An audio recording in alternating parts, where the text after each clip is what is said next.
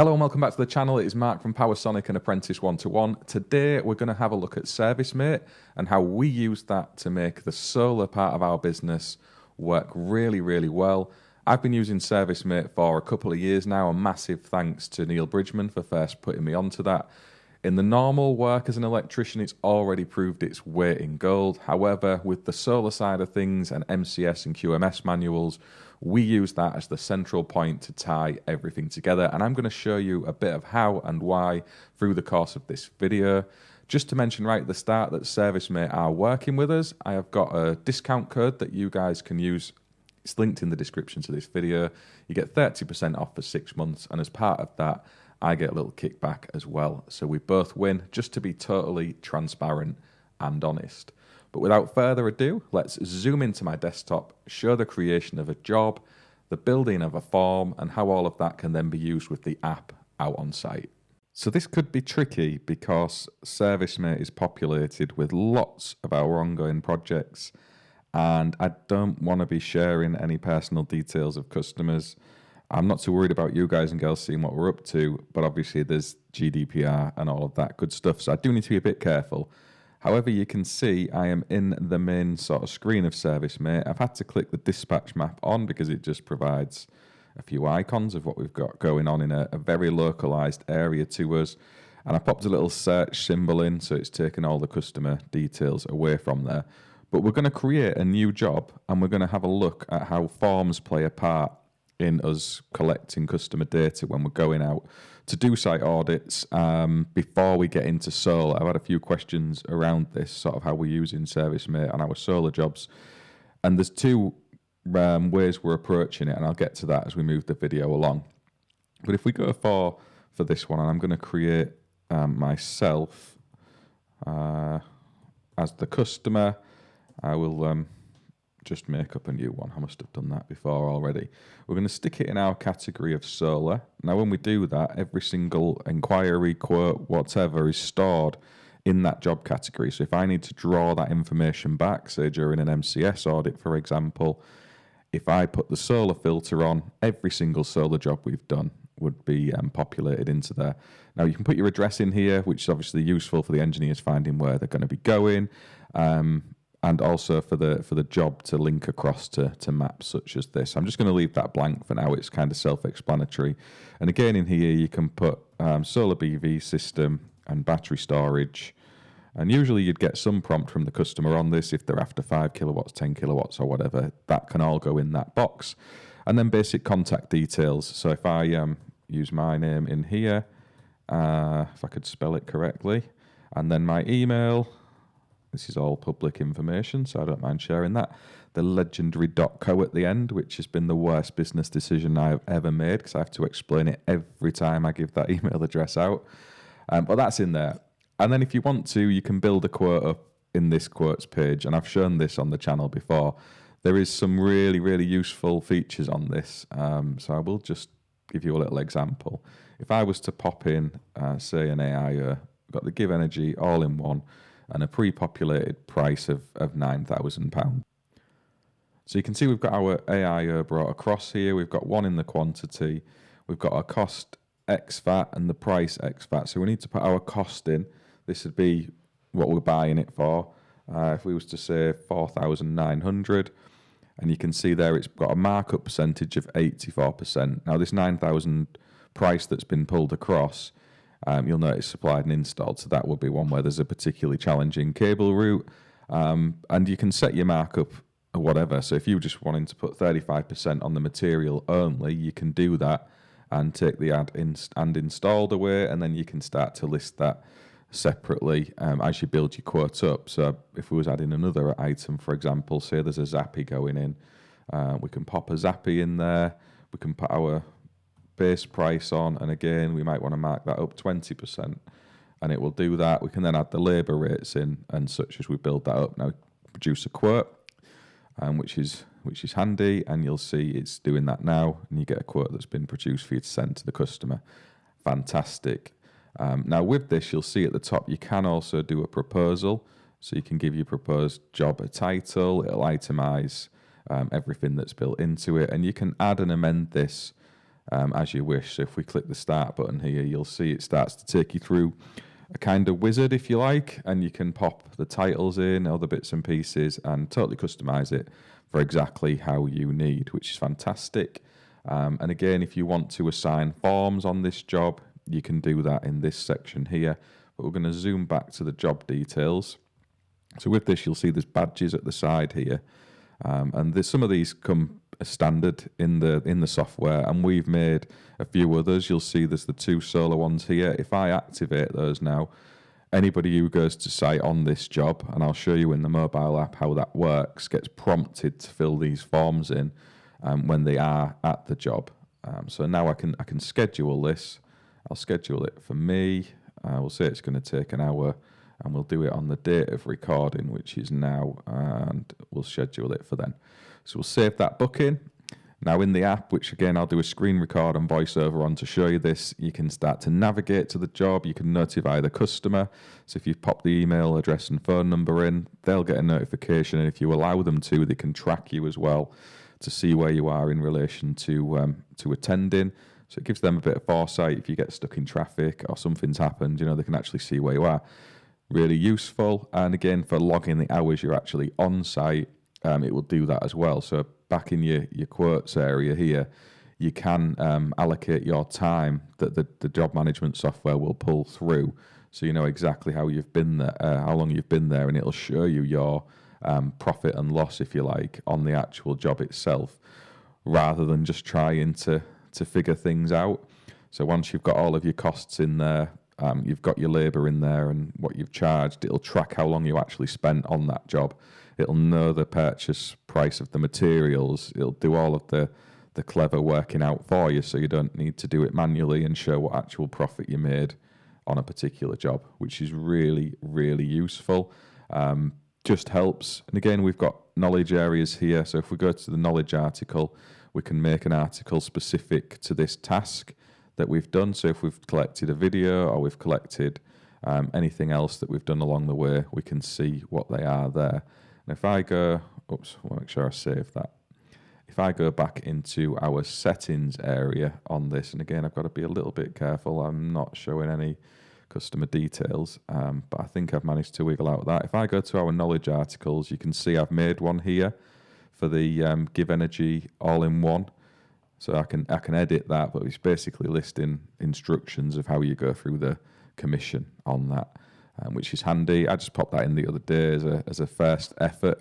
Most of our stuff I've been using YouTube, so we have unlisted videos that I share around other installers and my own team running through certain bits. So if we're doing a commission on a row watt inverter, for example, we've got that to reference back to, but you can pull that into here as well. Now, if we go into the forms area, because this is the one I was focusing in on, and we'll have a look at the solar panel survey here. So if I open the form, you can see there's a certain list of questions, and you can set these up bespoke to whatever you want in terms of your business and how you operate. But the base point is to start listing questions. So if you've got a new question you want to add, you simply create it, put the text in for what your question is, any additional detail, and then the type of question. So if you want to have a date recorded, a signature, a photo, multi-choice, whatever it is, if it's mandatory or optional for the engineer, however, to skip, you can skip it if they've answered it in a way on a prior question, which is really useful. So if we just remove that one and we go to look at the customer's energy usage, so again, you just store in there what their annual consumption is. If you've got a potential location for the inverter and battery, a bit of additional details to prompt the surveyor just to think and have a bit of a look while they're on site. And again, with a text answer, you can have a photo here of the roof, both internal and external, and it stores those as small, medium, and large icons. However, that's not the whole thing you have to do. You need to take note of these template field codes here. So if you download the current template, that's going to be the one that I've populated. But the one you would do first, if this is your first time out, is to download a sample template. So I'm going to do that, and I'll open those things for you, and you can have a little look where we're at. So this one I'm going to pull across now is the one that I've actually got populated just as this example. And you can see there, we've got a little logo at the top. Again, you can put what you want in. I've just dragged that image across just now. You've got all of your details here. So it's the date, the job ID, address, phone number, and everything.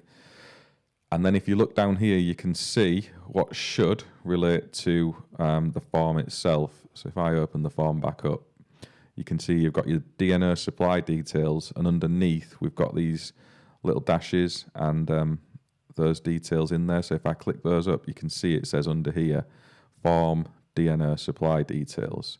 So you'd copy that and paste it in that gap. And then on your outputted form, it would say underneath this title, so that's your title, what the result is. Likewise with the image, so if we go to the roof image 2, if you want a medium or a large image, you need to make sure you scan this little bit. I've gone for the medium one there and drop it between the two lines at the ends. So you drag that data into the form basically. So it's not that complicated, but once you've got your form, you save it and then re-upload that template back here, and it will use that form and its output then when you come to be on site collecting the details. And I'll show you, we'll go and fill a little rigged up form here at the Academy, and you can see the output from that in a Word file, hopefully further on in this video. But yeah, just to show you how you make those. And again, with the scaffold requirements, if you're going front, rear, side, you pop all those details in. The MPAN number, that's always a good one to try and get hold of. Pictures of the consumer unit, the service head, all that good stuff. And it's to try and make things easy for the person doing the survey. So pictures, really easy wins, but it's prompting them to remember. Because sometimes when you get into conversation with a customer, it's easy to sort of forget, the basics of what you're trying to do while you're there. So these little reminders on the job forms are ideal. And then again, we've got the MCS aspect of it. So we've got another little form here where we're collecting data and pictures that we need as part of our MCS and job management stuff. So we've got pictures of the cable penetration, the roof pics, testing sheets, the panels themselves, any meters, the batteries, the inverters. So all of that stuff where we've got visual evidence of what's been done, and then it collates into a form for us to attach into the QMS manual of things, if you like, for that specific job. So that's the forms on that front. And again, they're accessed in the settings. So if you go to your forms area, that's all in there. And again, if you want to add other add-ons, there's loads of them in ServiceMate. There's absolutely bucket loads. We'll get into some more of those later on. But I'll open the app up now. So if I go back to my dispatch board, it'll jump and show you all the details. So I'm not going to click that now. If I go back to the dispatch board, find that job, and then we can see how it looks, ready to go out to site and use the app. Okay, so back in the app now, you can see I've got those two solar tabs on. So it's going to ask for, on this job, both the MCS and the survey. You would typically just have the survey one on for now, but I've popped both in so we can access them through the app and have a little look at how they look. You can see in the knowledge area as well, we've got the commissioning data there. So anyone who needs to click it on the job diary can do so within the app or on the desktop. And again, just to point out, the app is only available on Apple. It's not on Android available, so bear that in mind. But we can jump out to site now and I'll show you how we go about doing a little survey on the app. So let's have a look at the app itself, and you can see here all of the data I've created on the desktop is shown within it. You can see the forms are there already for me to be prompted to fill in, and we can now start entering that data. So the DNO supply details, we've got an 80 amp head. I'm just going to punch some numbers in for the MPAN here, just so there's some data entered into the box. And we can now take a picture of the service head and meter.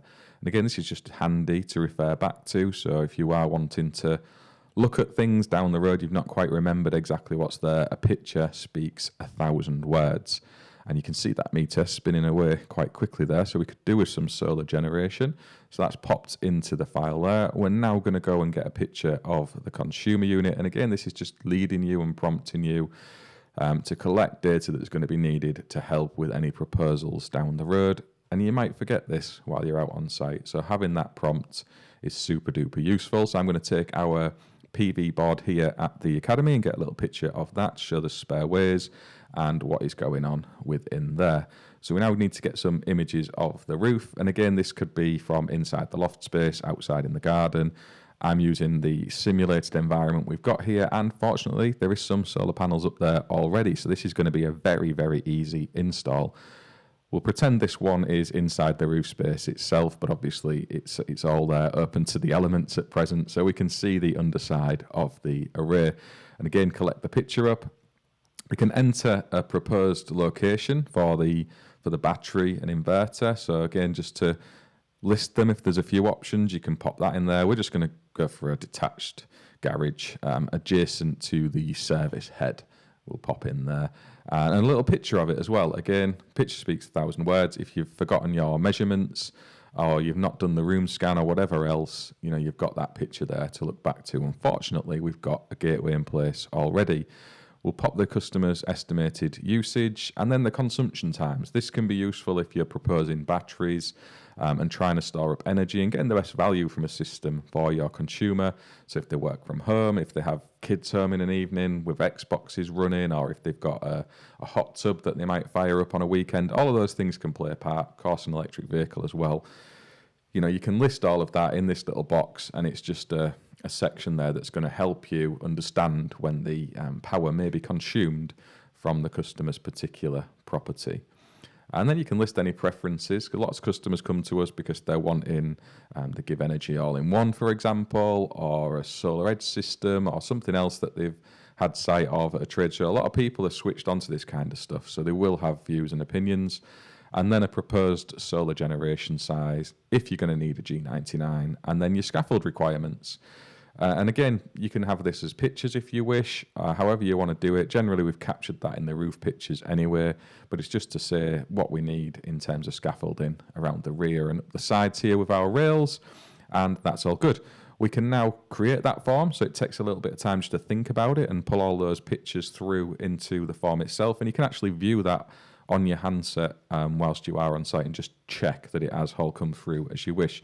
Now, for us, this is just capturing data to use in the office. If this is customer facing, you might have signatures on there. It might need to look a certain way, and it's just to make sure that that's been done correctly. You can email the form, you can print it, you can open it in other apps. There is loads of options for you there to do that. So you can all pass that around your team, share it with a customer, whatever you wish to do. And you can see on there now we can view the form in its raw format as well, so you've got really fast reference back to anything at the edge of your own use within the app. Now, there are some other great features built into this, and one of the things I love more than most is the room scan feature. So if you tap the buttons at the bottom, the little dots, you can open the room scan feature, and basically you just start moving your device around the room, and you will see the magic of AI start to detect things that are on the walls, on the floor, and produce that into a picture of the room with sizes. It is absolutely incredible. So you can see it working its way around there. The more time you spend having a wander around and make sure it's picking these things up, the more accurate it will be. So you can see me wandering over there just to try and get these chairs into shot.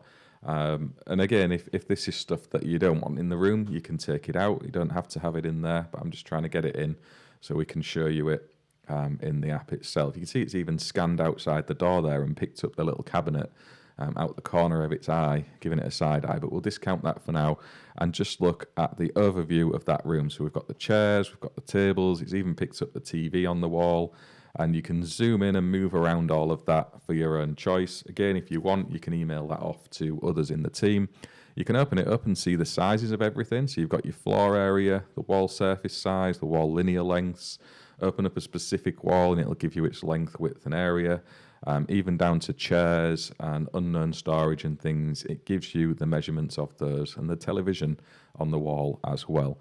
So it's absolutely amazing. And if you want, you can send this off to be used in another app, or you can have a play around with it at a 2D and 3D level on the app itself if you want to put annotations or marks or other bits of furniture and objects that it's maybe not picked up through the course of the scan. You can do that and just drop them in or delete them as needed to give you total clarity on what may or may not be there in a room. And we use this on the solar stuff, particularly if you're in a garage and it's full of customers' equipment, as they often are, and you're trying to find space to mount things and then see how it all lays out later on. You can drag this into CAD and do that at that stage. Really handy. Very much one of my favourite features of this software now as we do more and more proposals. So you will have just seen in the app there me recording the room scan and also doing the survey. So we can see the form itself in its raw format, which is just the pictures we've collated and data we've collected. So if you want to look at that super duper quick, you can do that just from within ServiceMate. But if you want to see it as the PDF, so this is using the template we've created. You should be able to see that over this side. Actually, that's the template. That's our actual form. We'll speak about that template in a minute, because I forgot to mention that in the earlier part of this video. But you can see there we've got our details at the top. We've got the logo. We've got the views. And you can set these forms up to look more professional. So our MCS collection at the end of a job is more than that. This is just for our reference, really, to collect everything into one space.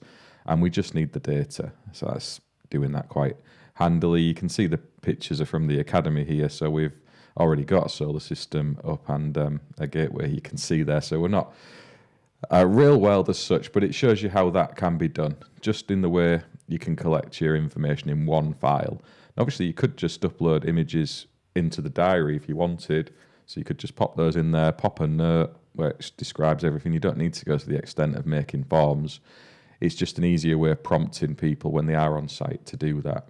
And you can see here with your room scans, you can upload all of these pictures and images to other apps. So if you're wanting to drop those into like a design thing where you can overlay other bits and pieces, you can do.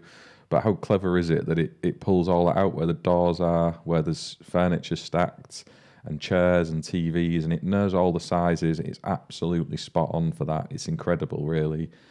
So yeah, full credit to ServiceMate on that one. I don't know quite how all of that works, but it's absolutely incredible. And you can see here over on this side of the screen with the template form that I was on about, if I drag this over this way, you can see how we've kind of customized it. So you get your data here, which is your address and everything, but then you can pop a little logo in there if you wish, just by inserting picture files. Change your titles, so if you want that to just say name, for example, that's just what it'll pull through. And then you're collecting the things off your actual form to drop in these spaces, as we've done here for our particular forms. And then when you've saved all that, you just re-upload it onto the forms page within ServiceMate.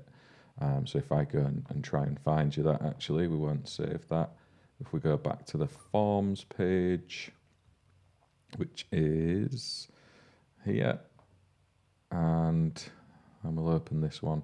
So you just select it from your computer and re-upload it, and all your edits on your titles and logos and such should be taken back in. You just need to remember to save it there, and you can make sure that all pulls across.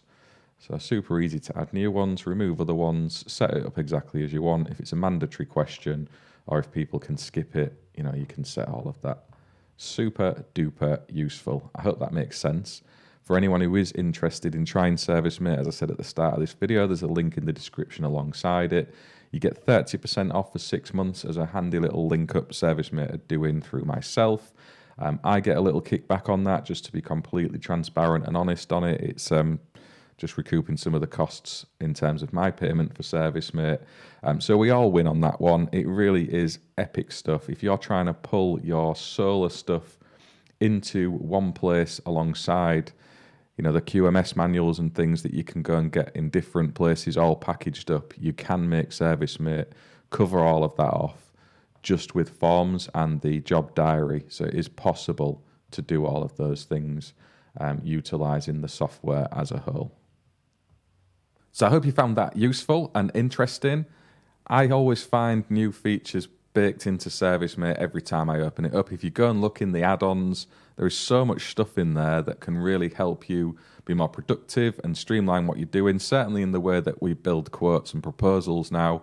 We're just getting to grips with some of the new features that have recently been launched on the last update to ServiceMate that's really helping us convert more of our proposals. The automation that's baked in, where you can send reminders to customers by a default after a set period of time, just to prompt them to respond to some of the quotes and things that they may have been provided with.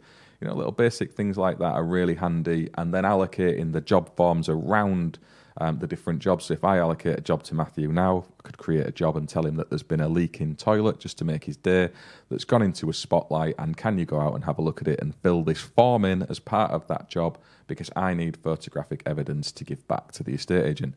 And all of those things been there avoid the human error aspect and people forgetting.